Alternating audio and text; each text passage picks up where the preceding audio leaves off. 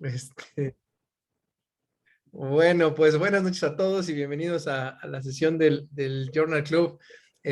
Bueno, definitivamente se nota el poder de convocatoria que tiene el jefe de enseñanza. Manu, me da muchísimo gusto nuevamente estar aquí contigo presentando un tema súper interesante. Siempre ha sido de los que tienen mayor rating en las conexiones. Y bueno, no es para menos, siempre son temas muy, muy interesantes. El día de hoy vamos a hablar de algo que, bueno, pues hemos aprendido y sé que ustedes han ganado una experiencia impresionante después de pandemia, y que, pues, por supuesto que compete a este grupo, que son las manifestaciones cardíacas, asociadas a COVID. Nos ha tocado enfrentarnos a casos súper complicados, nos ha tocado encontrar casos que nos han enseñado muchas cosas y han sido todo un reto, y sé que hoy el grupo en general de Intensiva y bueno, por supuesto, liderados por Pepe, por ustedes, han generado una vasta experiencia en este tema. Te dejo la palabra, Manu. Muchas gracias por estar hoy con nosotros y bienvenidos a todos los que no se conectan. Por ahí también vi a un gran amigo, José Carrera. Gusto verte conectado, amigo, por aquí. Esperemos Ah, que sea la primera de muchas. Un abrazo para todos y Manu, te cedamos la palabra, amigo. saludos hasta Panamá, José Carrera. Oigan, pues bueno, el día de hoy vamos a platicar un poquito de las manifestaciones cardíacas y PIMS. Si bien no es un tema precisamente cardiovascular, hablando en el aspecto de lo que hemos estado viendo, es algo que nos compete mucho aquí, ya que es uno de los padecimientos actuales que hemos estado teniendo. Y bueno, finalmente este PIMS o este síndrome inflamatorio multisistémico pediátrico pues se ha definido como un síndrome post-COVID. La mayor parte habla de que sí es un síndrome relacionado a la infección, que se presenta entre 10 y 40 días después, que se ha presentado un poquito más en niños, que tal vez la raza negra y los hispanos han sido más vistos en todo esto, que esto se empezó a manifestar sobre todo allá en la parte de Italia, fueron los primeros casos, y después ahorita vamos a ver un poquito de todo esto, cómo es que se ha ido viendo, pero algo que llama mucho la atención es que tenemos tres definiciones aquí muy importantes, la de la OMS, la del Royal College y la de la CDC. Y algo muy importante es de que dentro de su clasificación, en la OMS vemos aquí que tienen disfunción miocárdica. Es uno de los criterios, hipotensión, shock y características de disfunción miocárdica, pericarditis, valvulitis, etcétera, ¿sí? Asimismo, lo podemos ver también en los demás como un shock o trastorno cardíaco en el Royal College. Y en la CDC, nuevamente, aquí vemos que tiene afectación cardíaca. Entonces, este PIMS parece que tiene mucha afectación cardíaca y para nosotros es muy importante. Si bien el PIMS empezó como a saber la parte o relacionar la parte del Kawasaki, se llamó Kawasaki-like y todavía digo, es todo esto. Y dentro de lo que diferencia del Kawasaki a un PIMS es que en este encontramos una tormenta de citocinas. Esa es una de las principales características que aquí vamos a tener una tormenta de citocinas. No sabemos todavía cuál es el factor detonante. Parece que puede haber algo de genética, parece que puede haber algunas otras cosas. Los artículos mencionan que tienen una incidencia alrededor del 1 al 4% de los niños que tuvieron algún contacto que tuvieron o que tuvieron PCR positiva o antígenos, anticuerpos, perdón, antígenos y anticuerpos, perdónenme. Entonces, no precisamente diario vamos a tener la prueba positiva, pero el hecho del contacto es lo que va a hacer la diferencia. Entonces, este esquema lo hizo una doctora que es Talia Díaz, ella es reumatóloga pediatra y está muy interesante en donde nos hace esta diferencia, ¿no? La enfermedad de Kawasaki la vimos más frecuentemente en menores de 5 años y el PIMS, niños y adolescentes. Se dice que de 0 a 21 años pueden tener PIMS, pero el mayor pico que estamos teniendo es de 7 a 14 años, con el mayor, el punto medio de 8.5 años.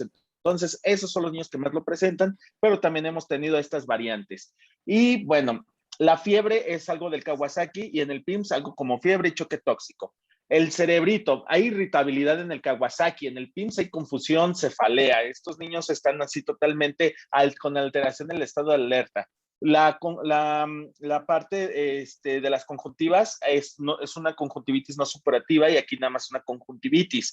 Aquí podemos encontrar linfadenopatía cervical unilateral en el Kawasaki, a contrario del PIMS, que puede haber linfadenopatía cervical hasta bilateral. Y pues bueno, Aquí puede haber hiperemia faríngea, lengua en fresa y labios fisurados, cosa que no encontramos en el PIMS. Podemos encontrar, si acaso, un poquito rojo los labios. La parte del pulmón puede tener tos y requerimiento de oxígeno en el PIMS. Y el corazón. Esto es muy importante y esto lo vamos a ver ahorita en los estudios más adelante. Aneurismas coronarios era lo principal que buscamos en Kawasaki y ya menos frecuente miocarditis y derrame pericárdico. Sin embargo, en PIMS estamos encontrando más miocarditis, valvulitis, derrames pericárdicos y ahorita vamos a ver que en un poco porcentaje los aneurismas coronarios. Y pues bueno, algo muy característico es el dolor abdominal, diarrea y vómito y el exantema polimorfo que se presenta en Kawasaki, aquí nada más es exantema y edema de manos y pies. Entonces, lo que estábamos viendo entonces que en PIMS tenemos esta parte de síntomas gastrointestinales, pero llama más la atención esta disfunción cardíaca. Es lo que primero se empezó a describir, es lo primero que hay y que hay elevaciones del ProBNP o BNP, cualquiera de los dos, troponinas. Y esto vamos a verlo ahorita más adelante. Entonces, en mayo del 2020, este fue el primer artículo que empezó a describir la falla cardíaca en los pacientes. Este es un artículo por Rifagen, el cual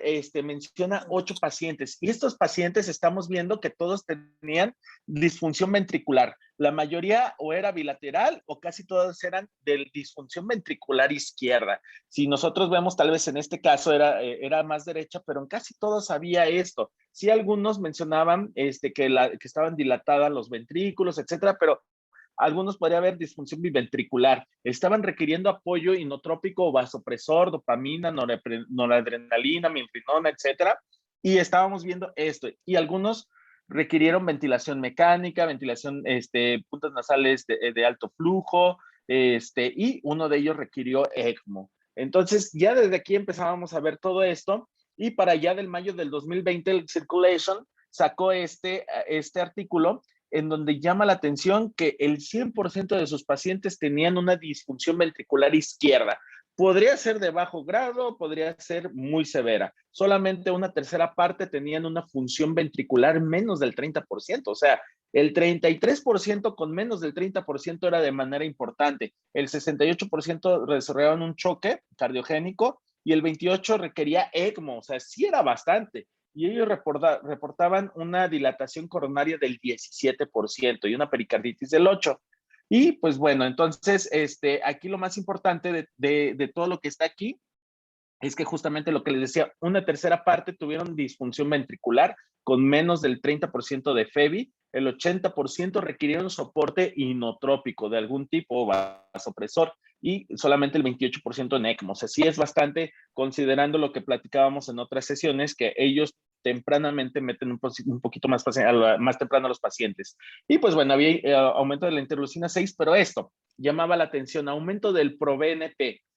Este aumento era constante en prácticamente todos los pacientes y el tratamiento pues era el mismo, inmunoglobulina, esteroides y esperar la recuperación de la función.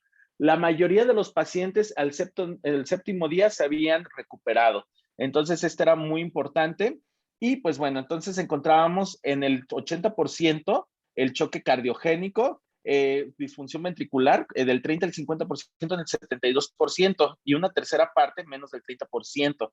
Y pues podríamos ver que la mayoría, el 60%, más del 60% en el día 7 mejoraban y realmente casi todos mejoraban y en el día 2 a 5 es cuando mejoraban totalmente, ¿no? Y llamaba también esta la atención, tenían elevación de la troponina, pero no tan alta como el ProBNP. Ellos miden ProBNP, ya sabiendo que el ProBNP es un precursor del BNP, realmente lo que importa es cuál mides al inicio. Si tú mides ProBNP al inicio, lo importante es que tu seguimiento sea con ProBNP. Si tu BNP es el inicial, lo importante es que sigamos con ello, ¿no? Y también, o el BNP, cualquiera de estos dos, a ellos lo encontraron demasiado elevado, así como la proteína C reactiva, pero llama la atención que todos los marcadores requerían. Y como ven, el 80% requirió soporte inotrópico, todo el tratamiento era con gamaglobulina, esteroides, algunos anakinra, anticoagulación. Lamentablemente aquí no tenemos anakinra, pero es lo que más se ha dado ya como terapia biológica. Y pues soporte respiratorio invasivo, algunos con ECMO veno arterial, el 28%, y pues lo que ya había mencionado. El Royal College también asimismo, ellos nos reportaron en 51 pacientes. Esto también fue prácticamente al mismo tiempo del artículo anterior, pero ellos también tenían esto, función ventricular izquierda del 20 al 45%. Algunos tal vez no tenían disfunción sistólica izquierda, otros Takotsubo-like, y algunos dilataciones coronarias y solamente uno con aneurisma gigante, perdónenme. Y había elevaciones moderadas de troponina, muy significativa de proBNP y elevación significativa de interleucina 6, lo que nos habla de esta cascada inflamatoria. El 80% requerían soporte inotrópico, el 94% necesidad de soporte ventilatorio, y ellos 10 lo metieron a ECMO veno arterial, y 8 estuvieron destetados y 2 estaban en proceso en el momento de publicar esto, ¿no? Y el 72%, esto es importante, de la función ventricular izquierda se recuperó al día 5, o sea, bastante temprano. Y entonces podemos ver que entre el día 5 y 7 tal vez vamos a tener esta recuperación total. No quiere decir que tengamos que esperar 5 días, sino la vamos a ir viendo gradualmente. Y el 74% recibieron inmunoglobulina y otra parte esteroides. Aquí lo más importante, nuevamente, vemos el proBNP y las troponinas como una parte de todo esto. Y en el ecocardiograma y electrocardiograma, pues ellos encontraban miocarditis, valvulitis, derrame pericárdico, dilatación de coronarias. Y este artículo, este ya es un poquito más nuevo, este salió en el 2021, en donde podemos ver que el fiebre presenta en el 99% de los pacientes. En segundo lugar son los síntomas gastrointestinales, dolor abdominal, vómito y diarrea. Y el tercero son los cardiovasculares. Entonces, de estos síntomas cardiovasculares, la taquicardia el 76%, choque hemodinámico, bueno, o sea, choque cardiogénico, prácticamente el 60%. Aquí ya hay mayor cantidad de pacientes y ya se empieza a dispersar, ya no es el 28% que requerían ECMO, etcétera. Este es todavía un poquito mejor. Y el miocarditis, 42%, la verdad es que es significativo, o sea, un 42% es bastante importante, y disminución de la función ventricular izquierda a comparación del circulation que empezó con el 100%, el 47% lo desarrolla. Y las dilataciones coronarias 11.6 y aneurismas coronarios en el 10.3%. El tratamiento prácticamente lo mismo, inmunoglobulinas, esteroides, aspirina, algunos biológicos, inotrópicos, etcétera, ¿sí? Pero aquí vean, el ECMO solamente el 3.8%. Esto ha sido porque se ha visto que estos pacientes tienen bastante mejoría. Y pues bueno, entonces prácticamente la media de estancia en la terapia intensiva ha sido de 4 días y en el hospital de 8 días con una mortalidad del 1.9%. Esto es muy, muy bueno, y lo importante de esta enfermedad de darla a conocer es que lleguen tempranamente los pacientes. Dentro de la fisiopatología, pues bueno, aquí nada más quería mencionar nuevamente, dentro de las manifestaciones tenemos miocarditis, troponina, proBNP, haciendo todavía todo esto. Y una de las hipótesis que tenemos es que en la primera fase entra prácticamente el SARS-CoV-2, el cual normalmente es asintomático o moderadamente sintomático. Esto va a entrar por vía nasofaringia, pero como los niños no tienen, bueno, tienen escasos receptores AC2, entonces pocos desarrollan enfermedad pulmonar. De aquí se va a una fase 3. Dentro de la fase 3 viene la activación de macrófagos. Esta activación de macrófagos va a llevar a las células T helper a manifestarse, y esto nos va a llevar a dos cosas: la cascada de citocinas, que empiezan estas citocinas a aumentarse, y va a haber estimulación de macrófagos, lo que lleva a una respuesta hiperinmune. Y por último, por un segundo lado, las células B, y esto va a llevar a las células plasmáticas a manifestarse, y esto produce anticuerpos y nuevamente una respuesta hiperinmune. Aquí en esta parte es donde, por eso es el éxito de la gamma globulina, que donde tendríamos esa parte, que van a moderar toda esta parte de las células plasmáticas y las células B, y esto nos va a ayudar a disminuir toda la inflamación. Perdónenme. Entonces, aquí nosotros vemos esta tabla comparativa en donde podemos ver que la parte del PIMS, el Kawasaki, el choque por Kawasaki, el choque tóxico, pues prácticamente aquí lo más importante es que nuevamente las troponinas, vemos otra vez que hay elevación de ellos, y que también, así como en el Kawasaki, podemos tener dilatación de las coronarias. Y bueno, uno de los artículos enviados es que refiere a manifestaciones cardíacas en SARS-CoV-2 asociadas al PIMS, ¿no? Entonces, aquí lo más importante es de que ellos mencionan que la disfunción ventricular izquierda, en toda la revisión que hicieron, estos son artículos de revisión, lo encontraron algunos artículos desde el 35 al 100%, o sea, todavía es muy variable. y algunos pacientes con FEBI menor de 50, con FEBI menor de 50 fueron una de las hallazgos más importantes, el 28% todavía requirió ECMO, pero el destete de ECMO fue del 100%, es decir, cuando entran tempranamente pueden mejorar el pronóstico. Y la ventilación mecánica y el inotrópico el 80%, como ven es muy parecido al circulation, y pues troponinas y BNP sería muy importante, ¿no? Y del 6 al 14% persistió con falla cardíaca. O sea, todavía hay un grupo que puede persistir con falla cardíaca, la cual todavía hay que darle monitorización. No hay una teoría de qué es lo que causa, si es una miocarditis aguda, si es un daño hipóxico, un daño isquémico por daño microvascular cardíaco, una enfermedad coronaria, estrés miocárdico, Takotsubo, una respuesta inflamatoria. No sabemos. Y esto se ha sacado porque hay una teoría basada en los adultos en donde hay una infección aguda, donde viene el daño miocárdico y de aquí se viene toda la reacción inmunológica posviral y la hiperinflamación sistémica, lo que va a llevar a un choque cardiogénico y distributivo, es decir, es un choque mixto. Esto es muy importante y solamente ellos encontraron lesiones coronarias con dilatación del 6 al 24%, con una dilatación moderada, con un Z-score del 2 al 2.5, pero en otro grupo, y nosotros ahorita vamos a presentar un caso de unas arritmias intratables en el 7 al 60%. No son específicas, son realmente diversas, cambios en el ST, QT prolongado, extrasístoles prematuras auriculares y ventriculares, bloqueos de primer y segundo grado, fibrilación auricular y arritmias intratables que requirieron ECMO.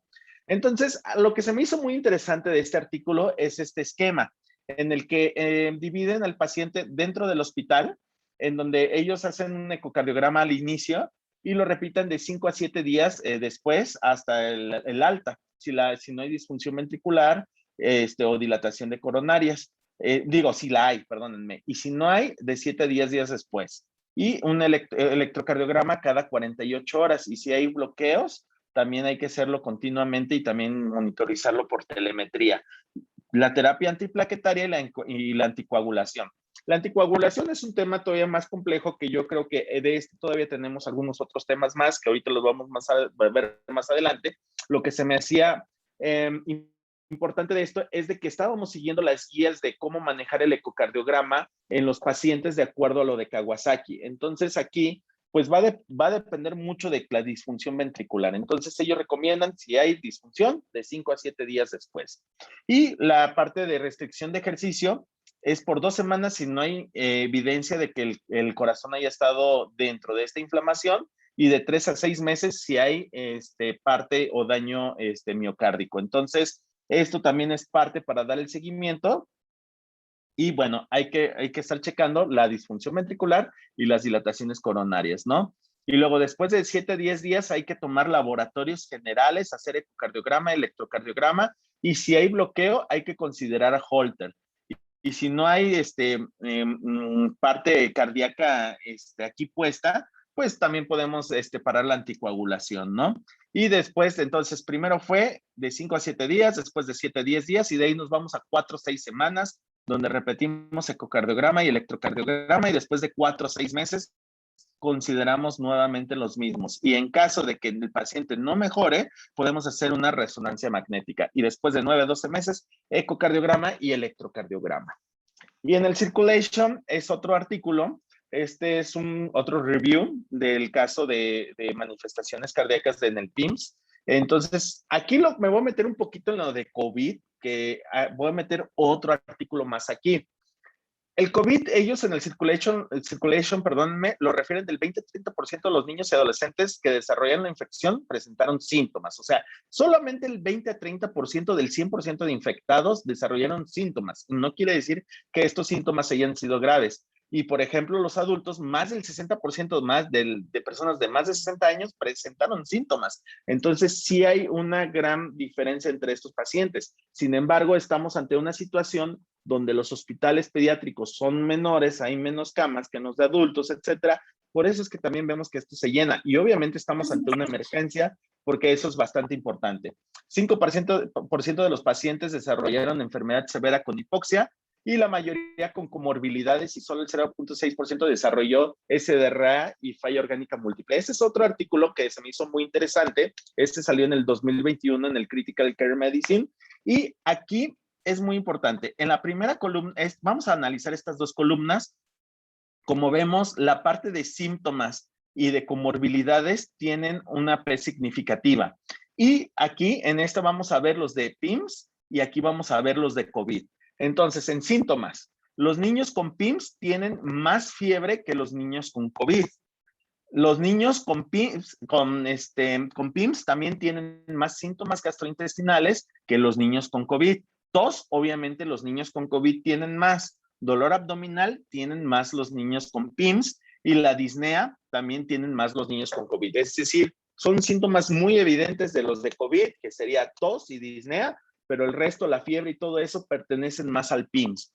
Y presentan 3 o más signos o síntomas los niños con PIMS. Entonces, aquí nos damos cuenta que el PIMS nos va a traer un poquito más de dolor de cabeza que el propio COVID. Y aquí viene lo mero interesante, comorbilidades. Las comorbilidades las encontramos más en los niños de COVID, como era obvio. ¿Y cuáles son las más frecuentes? Son trastornos epilépticos. Aquellos trastornos epilépticos se van a presentar con más enfermedad COVID y puede ser grave, y enfermedades pulmonares. Entonces, mucho más que los de PIMS. Entonces, podríamos sacar como conclusión que los niños con PIMS normalmente son previamente sanos y los niños con COVID sí pueden tener comorbilidades. Entre ellos, digo, tal vez aquí ellos solamente dijeron trastornos convulsivos y enfermedades pulmonares, pero también lo que es diabetes, asma, etcétera, pueden tener alteraciones, ¿no? Entonces, regresando al circulation, ¿qué pasa? Tenemos la infección por SARS-CoV-2. Esto nos puede dar una invasión en el cardiomiocito, lo que nos va a dar una inflamación. De aquí se viene la respuesta inflamatoria disregulada y va a tener daño endotelial y también hipercoagulabilidad con daño en la microvasculatura. Hay fiebre y hay elevación de todos los marcadores que hemos mencionado, y lo que nos va a dar entre ellos, uno es choque cardiogénico. Entonces podemos tener disfunción ventricular, podremos tener dilatación de las aneurismas o trastornos de la conducción. En poco resumen, esto es lo que más se ha encontrado en los niños con PIMS. En este caso, en primer lugar, disfunción ventricular, en un grado más bajo, dilataciones coronarias, y en tercer lado, a trastornos de la conducción. Entonces, aquí nosotros podemos ver que el choque cardiogénico se reporta del 50-80%, en la disfunción ventricular izquierda del 51 al 76%, la troponina hasta el 95% y el proBNP o BNP hasta el 100%, ¿sí? Todavía no se sabe cuántos alteraciones electrocardiográficas puede haber, y pues aquí podemos ver la disfunción ventricular izquierda nuevamente 31 al 58%, la dilatación de arterias coronarias, uno lo reportan hasta el 48%, el cual es bastante grande. Derrames pericárdicos, trastornos en la radiografía de tórax, en la tomografía o en la resonancia magnética. Y aquí vemos otro artículo que estos son los principales personas que han reportado. Este es en Londres, en Italia, en Bérgamo, otros en Francia, París. Realmente estos son los artículos principales que han salido, ¿no? Pero estos fueron ya en el 2020 y estos fueron un poquito más cercanos. Entonces, nuevamente vemos que la disfunción ventricular, ellos encontraban disfunciones ventriculares con menos del 50% en los primeros artículos. Era cuando más tal vez lo estaban diagnosticando en una forma más tardía y tal vez por eso los encontraban con mayor disfunción ventricular. Pero ya después fuimos viendo que, o sea, era muy poco el porcentaje que tenía una disfunción ventricular tan severa. En la parte de las coronarias con dilatación y algunos con aneurismas coronarios y las anormalías cardiogénicas, así como el aumento de proBNP y BNP. Y por otro lado, entonces aquí vemos una tabla comparativa de los mismos autores, en donde la disfunción ventricular, vean la comparativa con dilatación de las arterias coronarias. Entonces aquí podemos ver la diferencia muy significativa a comparación del Kawasaki, que esto es lo que más vamos a buscar, y disfunción izquierda, o sea, ni siquiera derecha, como que encontramos. Y ellos normalmente también para el seguimiento lo dividen en 3 partes. Personas con PIMS con función normal y arterias coronarias normales. PIMS con disfunción ventricular y PIMS con alteraciones coronarias. Entonces, hacer los exámenes de laboratorio de rutina, y aquí ellos refieren el electrocardiograma cada 1 o 2 días, el BNP diariamente y repetir ecocardiograma hasta que veamos que todo está bien. Entonces, de aquí, después ecocardiograma a la 1 o 2 semanas, repetir el BNP y troponina si no se ha normalizado cuando se dio de alta y considerar el Holter si tiene trastornos de la conducción y ya después el ecocardiograma cada 4 o 6 semanas. Si hubo esto es en el paciente normal, pero si hubo disfunción ventricular, el electrocardiograma también cada 1 o 2 días, el BNP y troponinas diariamente y repetir el ecocardiograma hasta que estemos bien seguros que las coronarias estén bien. Y el ecocardiograma cada 1 o 2 semanas prácticamente igual, repetir el BNP también si es que no se mejoró, el mismo Holter, el ecocardiograma cada 4 o 6 semanas y aquí estarlo repitiendo constantemente de acuerdo a cómo esté clínicamente, si no es cada año. Y una restricción de ejercicio para considerarla de 3 a 6 meses. Y si tiene alteraciones en las coronarias, prácticamente es lo mismo, repetir ecocardiograma cada 2 o 3 días hasta que esté estable esta dilatación coronaria. Y aquí lo que haríamos distinto sería nada más lo mismo prácticamente. Entonces, repetir el ecocardiograma hasta que esté bien, si es cada año o tempranamente si es que encontramos algunas alteraciones. ¿Qué es la parte del tratamiento? Pues lo que mismo, gamaglobulina de entrada, y esto es lo que han hecho en Francia, Suiza, Reino Unido, España, Italia y Estados Unidos. Entonces, la gamaglobulina es de los primeros tratamientos, solamente España no lo reporta como primer tratamiento. Ellos casi siempre utilizan esteroide y una segunda dosis de gamaglobulina en caso de que sea refractario. Pero asimismo podemos agregar esteroides, el cual también es algo frecuente y ahorita lo vamos a ver más adelante en otro contexto. Y pues ya puedes poner algunos biológicos inhibidores de interleucina 1 como la anakinra, que lamentablemente en México no lo tenemos, el antifactor de necrosis tumoral, que es el infliximab, o interleucina 6, que es el tocilizumab. Realmente esto no es tan adecuado, es preferible el infliximab en todo caso. Y pues bueno, vamos a dividir esto en tres casos, ¿no? En leve, sin soporte inotrópico, sin apoyo ventilatorio, daño mínimo a órganos. Moderado, que ya tiene soporte inotrópico, ya tiene oxígeno suplementario no invasivo y hay un daño leve a moderado en órganos. Y el grave, con soporte inotrópico, ventilación invasiva y un daño moderado grave en órganos o una disfunción ventricular. Perdón. Entonces, aquí llama mucho la atención. Ya teniendo con base la gamaglobulina, de acuerdo a esta clasificación, se propone que se deje esteroide en todos los pacientes. En el caso que sea leve, aquí la metilprednisolona a una dosis de 1 a 2 miligramos por kilo, ¿sí? Aquí es muy importante. En el moderado, la metilprednisolona, ya pasas un bolo a 10 miligramos kilogramo día por una dosis y después le das un seguimiento a 2 miligramos kilogramo día. Pero si ya el paciente llega chocado, como nos ha sucedido, que el paciente está hipotenso, que el paciente no mejora y que tienes que hacerle algo más, le pones un bolo de metilprednisolona de 20 a 30 miligramos kilogramo día, cuando mucho 1 gramo es la dosis tope, de 1 a 3 días y posteriormente lo disminuimos a 2 miligramos día. 2 miligramos kilogramo día. Nosotros normalmente cuando el paciente llega en estado de choque administramos este bolo de esteroide y posteriormente empezamos la gamaglobulina, ya que la metilprednisolona la puedes administrar por 1 hora y la gamaglobulina pueden ser varias horas. Entonces aquí lo más importante de todo esto es que sea una terapia temprana para poder modular toda esta cascada hiperinflamatoria de citocinas, esta tormenta de citocinas y poder neutralizar. Otros inmunomoduladores, aparte de la gamaglobulina, pues está la anakinra, que lamentablemente no lo tenemos. Entonces, en el caso de leve, si no mejora, pues podemos primero considerar pulsos de metilprednisolona e irnos a estos. En el moderado, si no mejora, pues llevamos los pulsos a 3 días. Y si es refractario todavía, pues ya pensamos en anakinra o infliximab. Y en el severo, pues ya si pasaste los bolos y pasaste la gamaglobulina, aquí sí ya es pensado meterte algún biológico, ¿sí?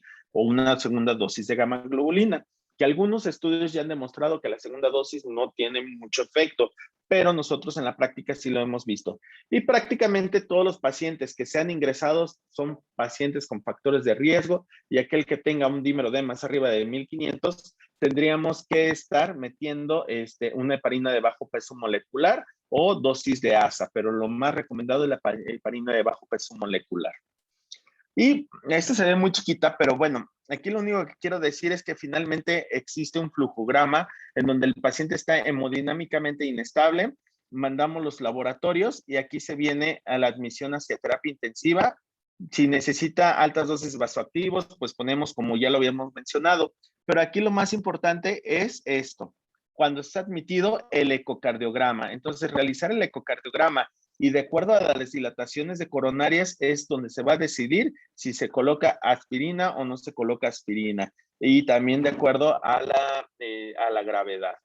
Y bueno, el choque cardiogénico, lo que vamos a hacer en la terapia intensiva es el ABC de la reanimación. Poner algún tipo de dispositivo de oxígeno, puede ser un oxígeno de alto flujo, como por ejemplo una máscara con bolsa reservorio, puntas nasales de alto flujo o ventilación mecánica convencional. Esto va a ser mucho dependiendo de la situación del paciente. Y valoramos el patrón hemodinámico y el ecocardiograma. Casi siempre cuando llegan en etapas tempranas encontramos datos de vasodilatación, es decir, un choque hiperdinámico, y es probable que pueda requerir un poquito de cristaloide. Y se me olvidó quitar esto, no se prefiere la restricción hídrica, se prefieren balances neutros y con una dosis de carga de 40 mililitros kilo, tal vez de cristaloide, y de aquí a valorar si sigue hipotenso. No, el caso no es hacer el reto Bonafont de estarle metiendo y metiendo agua, no es el caso. Aquí ya tienes que estar valorando qué es lo que necesitas, si un vasopresor o inmunotrópico.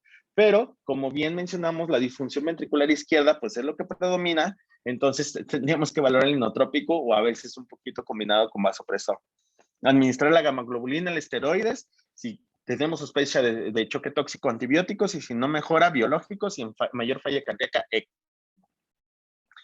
entonces, si nosotros tenemos un score inotrópico elevado, más allá de 80 o 100, ya hay que estar valorando eso, más aparte un síndrome de bajo gasto cardíaco con hipotensión refractaria, acidosis metabólica, hiperlactatémica, que no mejore el paciente, que esté anúrico y que tenga sobre todo un buen pronóstico neurológico, al ser un choque cardiogénico nos conviene un ECMO venoarterial, ¿no? Este es un caso, digo, ahorita está Ovidio aquí en la audiencia, por si es que me trabo un poquito. Perdón que esté en inglés, es que lo habíamos presentado la primera vez en inglés, y ya la verdad ya no me dio tiempo de cambiarlo. Este es un caso que se presentó, es un paciente de 13 años de edad, de aquí de la Ciudad de México. El día 15 de julio se presentó con dolor retroesternal, palpitaciones y disnea. Y encontraron en el primer electrocardiograma una taquicardia sinusal con 115 latidos, que era lo más importante. Y el día 17 de julio persistía con todo este malestar y presentó un evento con 166 latidos. Esta taquicardia como tal eran complejos estrechos con RSR regulares y y un poquito ahí de disección AB, y después un evento de taquicardia de 340 latidos. Aquí llamó mucho la atención, también era de complejos estrechos y pues bueno, también estaba disociada totalmente de.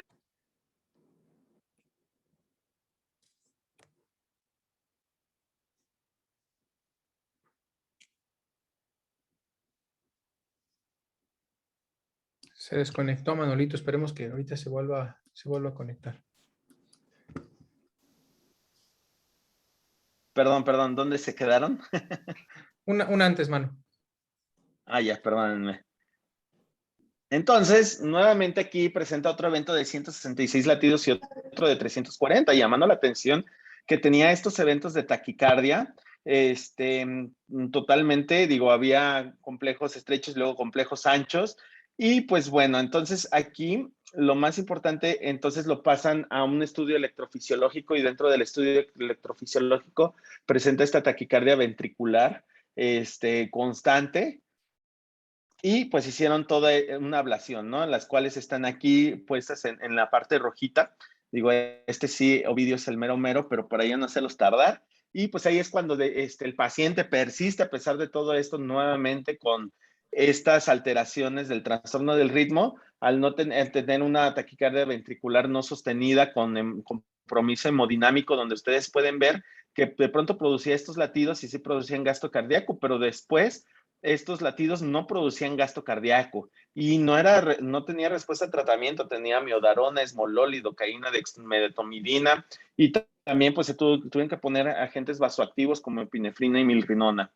Entonces lo decidimos que anular en un ECMO venoarterial, y este ECMO venoarterial, bueno, empezó y se le administró gamaglobulina y metilprednisolona. El ecocardiograma en el primer día tenía una función ventricular del 33%, un TAPSE de 9, y en el 24 horas mejoró a 58%.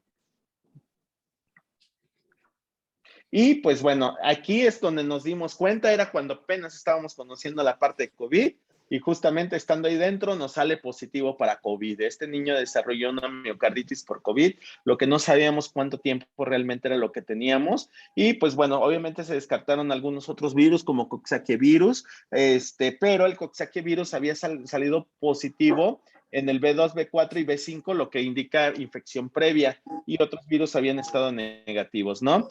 El paciente mejoró dentro del ECMO, pero después de 4 días otra vez volvimos a tener extrasístoles ventriculares comportadas en bigeminismo y trigeminismo y taquicardia ventricular no sostenida, ¿no? Entonces, no mejoró con el tratamiento y se decide realizar un estudio electrofisiológico epicárdico. Entonces, se abordó por medio de epicárdico y se encontró el foco que estaba causando todas las arritmias y se hizo ablación. Realmente, después de mucho tiempo, fue muy difícil encontrarlo. Y pues bueno, ya más adelante se hizo la resonancia magnética donde encontramos la inflamación miocárdica y encontramos la zona de ablación, ¿no? Y ya se estuvo 3 días después de la ablación, pero se tuvo que reintubar porque tenía alteraciones neurológicas, tenía parte de la neumonía también. Esta la desarrolló, parece un poquito más relacionada entre COVID y la parte de tanto tiempo de estar intubado, que realmente no fue tanto. También está hemorragia subdural, ¿no? En el estriado. Y se estuvo después de 7 días y se fue a casa, ¿no? Algo muy importante de aquí es de que, bueno, entonces la miocarditis que pudo haber sido, esas diapositivas son de Mario Nieves, el cual le había presentado este artículo. Y pues bueno, esta miocarditis que puede haber es multifactorial, inflamación de infiltrados no isquémicos, pudo haber sido directamente factor viral del virus, pues, lesión directa de linfocitos T, aumento de la interleucina 6, toda la cascada inflamatoria, factor de crecimiento de los hepatocitos, y pues bueno, ¿qué nos causó las arritmias? Hay 2 agudas y 2 crónicas, ¿no? Hay un parte agudo y parte crónico. El daño directo sobre los cardiomiocitos, una infección pericárdica que llevó a un edema masivo, lesión endotelial de la microvasculatura, y por otro lado, pues hacen arritmias y esas hacen reentrada por cicatrices fibrosas y el aumento de las citocinas proinflamatorias. Aquí en estos casos, pues lo que tenemos que hacer es la resonancia magnética para buscar los focos de miocarditis. Lo ideal sería realizar una biopsia endomiocárdica, pero bueno, no siempre las tenemos, y el tratamiento pues prácticamente entra dentro de lo mismo, o sea, el manejo de todo esto. Y por otro lado, está este reporte de caso que fue del British Journal. En el British Journal reportaron un caso de PIMS en un paciente adulto. Este es un médico interno de 24 años de edad, el cual había estado en la sala COVID, desarrolló un COVID asintomático. Realmente no recordaba al chavo que había tenido anosmia, o sea, le fue como muy indiferente. Y ya después pues empezó con este rash en las piernas, en las palmas, en los pies, y esta conjuntivitis, ¿no? Se documentó por inmunoglobulinas, hizo una falla cardíaca con una función ventricular menos del 30%. El chavo se le dio, fue pura disfunción ventricular izquierda, no tuvo dilatación de coronarias, y este paciente, pues bueno, se le dio el tratamiento con inmunoglobulina y con esteroides y mejoró. Y otra cosa que estamos viendo actualmente, digo, este artículo salió, lo que no sería PIMS, sino sería NIMS, que es el neonatal, más bien respuesta inflamatoria, inflamatoria sistémica neonatal. Me voy a borrar un poquito aquí los cuadros porque es la forma en que podría transmitir a la madre, pero la madre, si en algún momento es positiva para COVID, estos anticuerpos naturales, no los neutralizantes de la vacuna, los puede transmitir hacia el paciente y pueden desarrollar este síndrome inflamatorio multisistémico neonatal. Entonces, ellos vieron dilataciones de las coronarias nuevamente, reportan dilataciones y también reportan algunos trombos, disfunción ventricular, pero ellos reportan un poquito más en los neonatos estas dilataciones coronarias. Además, es como un Kawasaki, en donde sí presentan alteraciones en la boca, descamación de pies, pero sobre todo esto, dentro de los síntomas gastrointestinales, sangrado de tubo digestivo. Entonces, no estamos exentos en cualquier edad. Nosotros tenemos un grupo de PIMS en donde estamos tratando de difundir la información, tanto para papás como para médicos, ya que los médicos de primer contactos son los que de pronto pueden llegar a faltar un poquito más de información. Y bueno, pues eso es todo. Bueno, muchísimas gracias, amigo. Pues creo que va a haber muchos comentarios. Adelante, si alguien tiene alguna pregunta o algún comentario para el doctor Soriano.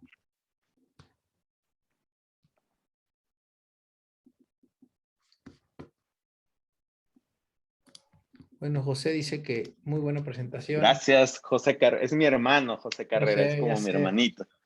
No le llegó despensa, pero dice que bueno.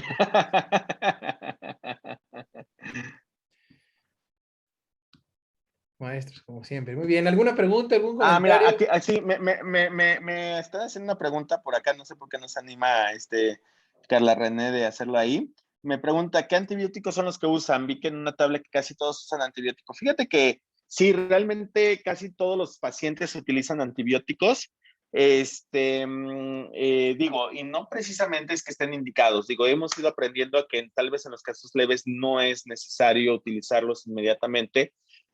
No es como tal una ley, tendríamos que evaluar el caso. En el caso de síntomas gastrointestinales, tal vez que estés sospechando en translocación bacteriana, alguna otra situación, es probable que los puedas utilizar. Entonces, digo, y pues todos en la vida tenemos una deficiencia de ceftriaxona y alurinasa, entonces lo más común es de que de inicio puedes dejar un poquito de ceftriaxona, ¿no? Entonces, digo, pero es evaluar muy bien el caso particular. Sí, los artículos muchos empezaron a salir como un boom y casi todos se estacionaron en diciembre de 2020, enero de 2021 y ya no hubo más allá, pero yo creo que en las nuevas revisiones, así como vimos que el uso de ECMO disminuyó, como el uso de disfunción ventricular de ser un 100%, casi en el 58%, la mayoría tal vez ya no están usando antibióticos como siempre, porque de primero uno de los diagnósticos diferenciales era el síndrome de choque tóxico. De acuerdo, Manu, gracias. ¿Más preguntas? Sí, pregunta el doctor Bolio, del manejo con plasmaféresis. El recambio plasmático realmente no está muy indicado, ya que la parte de aquí es de que, o sea, ya está muy bien establecido la ruta como tal. Tal vez la situación del recambio plasmático, no hay reportes, podría disminuir tal vez esa cantidad de citocinas al hacer este recambio, pero no es una terapia que todavía esté documentada para la mejoría. Y creo que la gamaglobulina hace muy bien ese efecto de neutralizar, así como el esteroide, que es lo que más buscamos, esa neutralización de toda esa cascada de citocinas. Y creo que estaría más dirigido el tratamiento endovenoso que más allá el de moverlo, ¿no? Gracias, Alex. Gracias, doctora Maribel, por los comentarios. Digo, que creo que abarqué mucho del PIMS en general, pero, o sea, el resumen de esto es la disfunción ventricular izquierda, que es lo que debemos que saber. Creo que siempre es bueno saber qué es lo que vamos a esperar en ellos, que el soporte inotrópico es válido y que tenemos buena respuesta cuando es puesto tempranamente y adecuadamente, ¿no? Claro. Manu, y bueno, a ver, siempre, y es una pregunta probablemente mucho, tú hablas mucho de la información para padres. Creo que nosotros que vemos todo el tiempo niños con cardiopatías congénitas, y siempre el temor de los padres al paciente, a lo mejor no operado o al paciente posoperado, ¿no? ¿Existe ya alguna población susceptible que digas, este paciente le dio COVID y tiene una predisposición importante a? Y la segunda pregunta, que eso yo lo hacía mucho en el Infantil de México, o sea, cuando empezaron a llegar niños graves, y está la doctora Maribel, que ha tenido también mucho contacto y mucha experiencia en este tema, en el infantil, donde llegan pacientes con muchos diagnósticos, es, ¿qué pasa con el niño cardiópata? ¿Existe ya una relación directa entre la cardiopatía congénita, probablemente no corregida, y el COVID y, obvio, por supuesto, PIMS? Fíjate que para la parte de COVID, los primeros reportes y los primeros miedos que se tenían para el COVID general eran oncológicos y en segundo lugar los cardiópatas. Sin embargo, no se ha visto que sean la mayoría, pero no deja de afectarles. No ha sido la gran mayoría, pero sí tenemos esa parte. No abarcan la estadística en general, pero sí. Y para PIMS también nos hubiera dado bastante miedo ya que desarrollan esta dilatación de coronarias. Sin embargo, es un grupo realmente casi nulo de cardiópatas que han desarrollado PIMS o que por lo menos yo he leído en reportes, tal vez la doctora Maribel que ha visto más pacientes, sí los haya notado, pero finalmente reportes como tal en los artículos que he revisado no encontré, y justamente estas revisiones de pacientes cardiológicos tampoco los refiere, y en el artículo que había mencionado donde venía la tabla comparativa de síntomas, tampoco viene como factores de riesgo. Entonces, no parece ser la población que más esté afectada por tanto el COVID ni como por el PIMS, que sí pueden desarrollar COVID, sí, y pueden desarrollar un COVID más grave, sí, todavía con más riesgo que tal vez el paciente previamente sano. Y asimismo vimos que el PIMS prácticamente es más del niño previamente sano que el propio COVID, ¿no? Ya te escucho, Charlie. ¿Cuál era la otra que mencionabas? No, Perdóname. justo eso, o sea, mi pregunta iba mucho enfocado en eso, pues digo, perdón, pero nosotros, pues dices, ¿cuál es la participación a lo mejor del grupo cardiovascular en esto, no? Y bueno, probablemente el ECMO, etcétera, pero ¿qué pasa con aquel paciente que tuviera, o sea, si realmente fuera una predisposición para Exacto. la cardiopatía congénita, ¿qué pasa con un niño con cardiopatía congénita descompensado por una infección y aparte por PIMS, ¿no? ¿Cuál sería la intervención si es que se necesitara? Pero bueno, creo que es una pregunta que a lo mejor no Claro. tiene No, respuesta porque no es tan común, ¿no? sí, no, y lo más importante de todo esto es que definitivamente tuvimos esta parte de revisión en donde vimos que tal vez todavía no hay un momento en el que vamos a actuar como tal, pero quisiera escuchar a la doctora Maribel, que ya levantó la mano, a ver qué nos Seguro. dice. Sí, gracias. Buenas noches. Bueno, creo que ahorita, como lo comentó Manuel, en relación a PIMS y cardiopatías no hay una relación tan directa aún, pero sí como comorbilidades y como también lo dio en su discusión, que fue muy buena. Felicidades, Manuel. Sí, los Gracias, pacientes doctora. cardiópatas desarrollan enfermedad por COVID-19 aguda grave, sobre todo con neumonías y con coagulopatías que tienen dímeros muy elevados, que esa es la tendencia que estamos viendo en los cardiópatas. No con mala evolución, pero sí con neumonías graves. Y en el PIMS no hace diferencia a los pacientes porque la mayoría, como también él lo dijo, son previamente sanos sin comorbilidades, que eso es lo que estamos observando. De acuerdo, doctora, muchas gracias. Súper, esa es una gran experiencia y la verdad que nos alimenta mucho porque de pronto nosotros a nivel institucional podemos ver distintas cosas, ¿no? Y Carlita Navar pregunta del uso de filtro Oxiris, si hay lesión renal aguda y se usa terapia de reemplazo renal, pues de hecho, sí, tiene mucha razón Carlita, el filtro Oxiris es un filtro que nos va a ayudar bastante para la remoción de citocinas. Lo llegamos a utilizar con una paciente que llegó en un estado grave, esta paciente realmente llegó muy tardíamente y llegó directo a intubarse, hizo mucha lesión renal, se le puso el filtro Oxiris y es una alternativa. No, comentaba un grupo de España, ellos utilizan el Cytosorb y el Cytosorb, que era uno de los que platicábamos la vez anterior, pues sí, ayuda a la remoción de citocinas y obviamente es un complemento, sin dejar el complemento del tratamiento de base.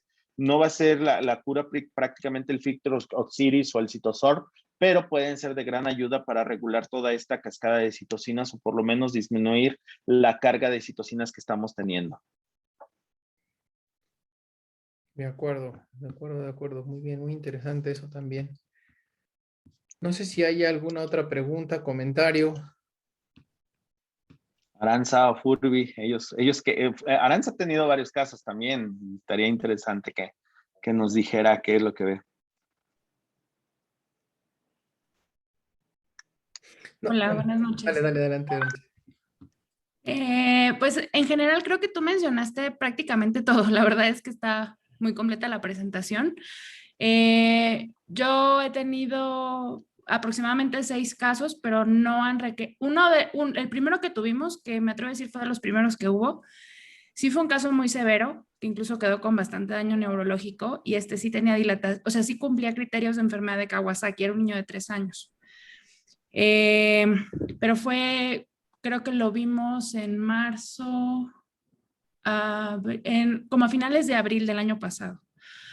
Pero la verdad es que los siguientes pacientes que hemos tenido no han requerido ventilación mecánica. Únicamente los hemos tenido con puntas nasales de alto flujo, a pesar de que han tenido algo de disfunción ventricular izquierda, sí han requerido inotrópico y manejo de los balances hídricos, pero en realidad, bueno, y todo lo que dijiste tu gamma globulina y así, ¿no? Pero la verdad es que han llegado muy a tiempo estos pacientes y sí, o sea, no hemos requerido ventilación mecánica, sí control de electrocardiograma. Lo que más hemos visto, lo que más yo he visto en mis pacientes ha sido bradicardia sinusal. No ha sido tanto taquicardia ni datos de miocarditis, pero sí disfunción ventricular izquierda. De acuerdo. Gracias, Aranza. Furby, adelante. Furby. Hola, ¿qué tal? ¿Cómo están todos? Buenas noches. Pues para nosotros acá en la parte de la costa, en Colima, ha sido todo un reto esto del COVID porque tenemos entremezclado al dengue. Entonces, realmente el reto de diferenciar dengue contra COVID está siendo muy difícil y en la literatura no se menciona algo.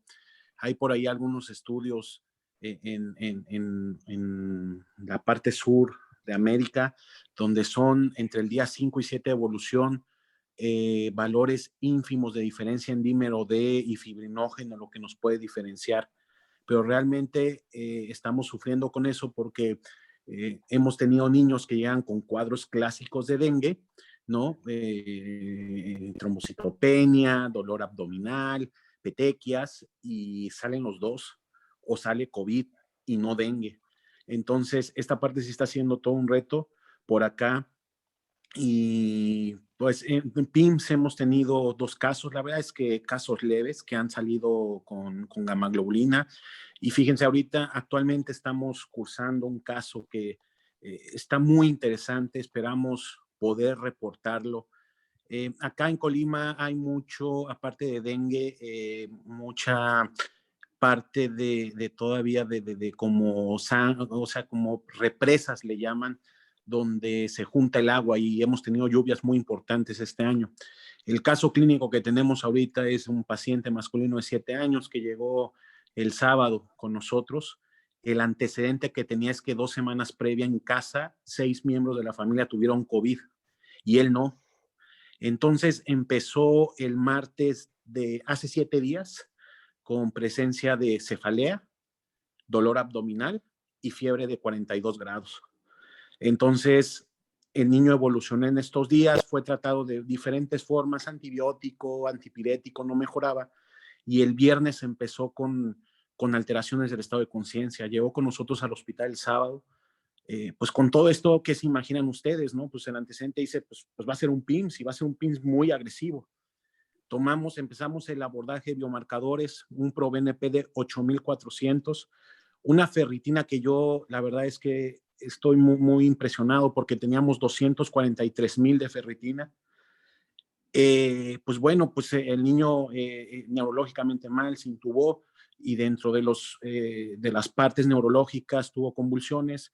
Hicimos PL y pues se hizo la PL hasta el día siguiente por cuestiones técnicas del hospital. No tenemos quien lea las PLs en las noches, pero para sorpresa de todos, pues no fue un COVID. Salió la PCR negativa y fue una Naegleria fowleri, sí, una viuda de vida libre.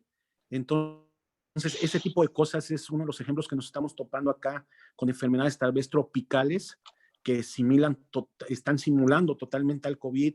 Entonces, eso es lo que nos estamos enfrentando. En particular, el dengue y el COVID van de la mano y el protocolo que estamos echando a andar es todo paciente que ingresa con sospecha, se le están tomando las 2 determinaciones PCR, y NS1 para determinar. El comportamiento está siendo sumamente igual. Wow, qué impresionante. Pues sí, digo, el diagnóstico diferencial se vuelve un reto y más en tu zona, ¿no? Digo, creo que esta dualidad de dengue y PIMS y COVID sí es como difícil, ¿no? Y digo, en caso de que sea hemorrágico, todavía peor tantito, ¿no? Está interesante ese caso, Furby. Ahí nos cuentas cómo es el desenlace. Y bueno, Carlita pregunta el tiempo de tromboprofilaxis. Después te pasa un cuadrito en donde explica bien la parte. Prácticamente casi todos refieren que al egreso se quita la tromboprofilaxis porque ya estás quitando factores de riesgo como catéter venoso central, movilización, otros factores de riesgo están como enlistados.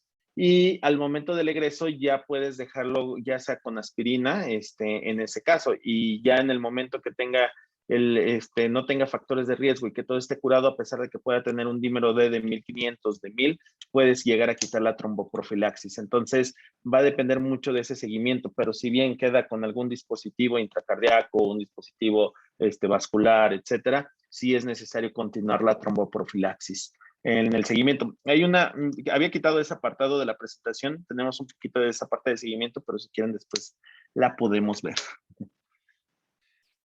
Manu, y bueno, me da muchísimo gusto, de verdad me da muchísimo gusto todo lo que están haciendo y todo, pero primera pregunta, y lo dijo Alex, están, o sea, con un excelente nivel y con una experiencia increíble a nivel internacional y están haciendo protocolos que se están haciendo en primer mundo.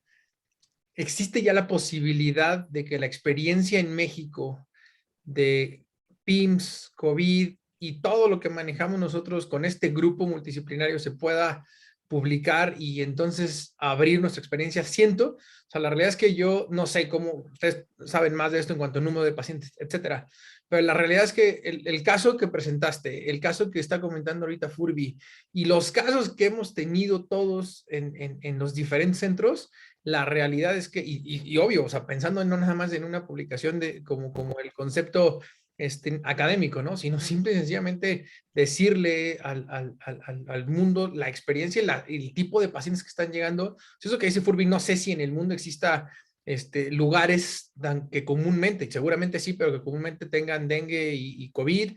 En algún momento se pensó COVID e influenza, pero siento que tenemos una muy buena, o tiene una muy buena experiencia que ojalá se pueda dar a conocer porque sé el trabajo que están haciendo y sobre todo que ustedes como grupo multidisciplinario, pero también integral al final con muchos centros, podría ser algo increíble, ¿no? Sí, estamos en una red que se llama Red Cam Latina. Esta red Cam Latina, aquí lo importante es de que está haciendo una conjunción de varios datos a nivel Latinoamérica.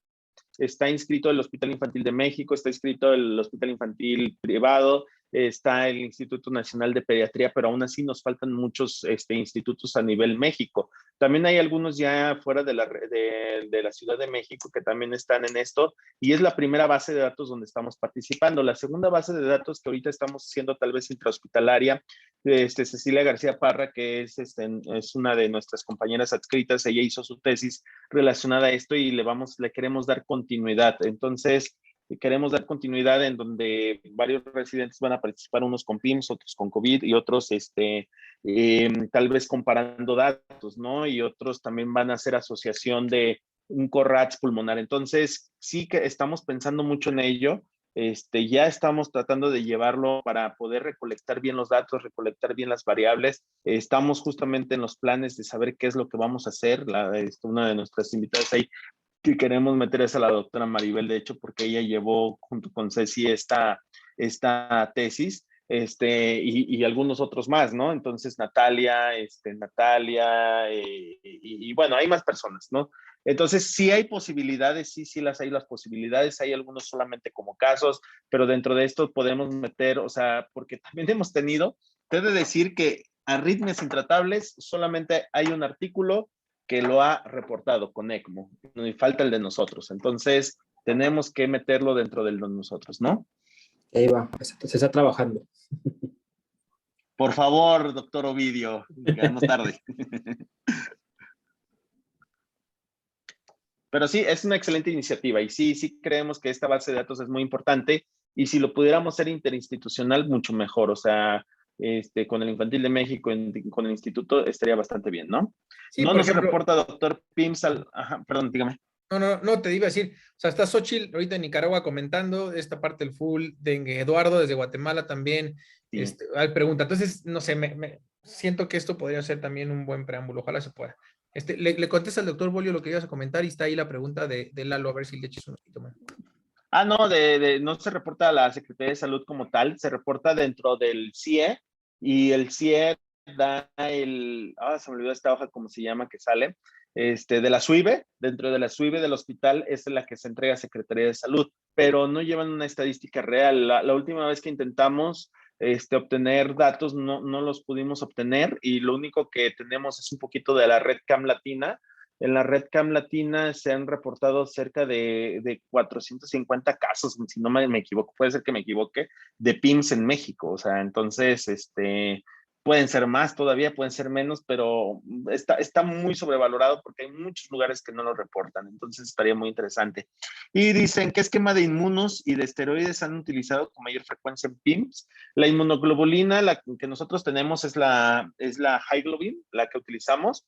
Utilizamos un esquema a 2 gramos kilogramo dosis, con una dosis tope de 80 gramos, de 75 a 80 gramos, dependiendo. Y la administramos lo primero. Y dependiendo del estado de gravedad, es como vemos, en el leve dejamos de 2 a 4, de 1 a 2 miligramos kilo día. En el moderado puede llegar a ser de 10 miligramos el bolo y luego 1 o 2 miligramos kilo día. Digo, y esto todavía queda muy en dicho, porque todavía el esteroide es controversial y finalmente en el estado de choque, ahí sí es donde lo hemos utilizado. Y Carlita no sé si con eso queda. Carlita comenta que En el base de datos de SARS-CoV. Sí, claro, la verdad es que creo que Sí. hoy vale mucho la pena, sobre todo por la situación que estamos viviendo, y esto es algo que llegó para quedarse y que mucha gente, o sea, después cuando te das cuenta de que salieron algunos artículos que hablaron de el caso de Ovidio o el caso de Furby, dices, híjole, la verdad es que nosotros tenemos muchos más que ojalá se puedan reportar. Pues ojalá pronto puedan hacer público ese trabajo que están haciendo ustedes, Manu. Gracias. Pues no sé si tengan alguna otra pregunta, algún comentario. Muy bien. Manu, algo con lo que quieras. Disculpen que no les dejé nada que puedan participar los cardiovasculares, pero... Yo por eso dije nada que... nos dejaste, nada. Exacto. Bueno, ¿y qué pasa si un niño llega con cardiopatía y tiene, pues por lo menos, ¿no? Por lo menos los intensivistas generales ya tenemos una oportunidad de hacer algo.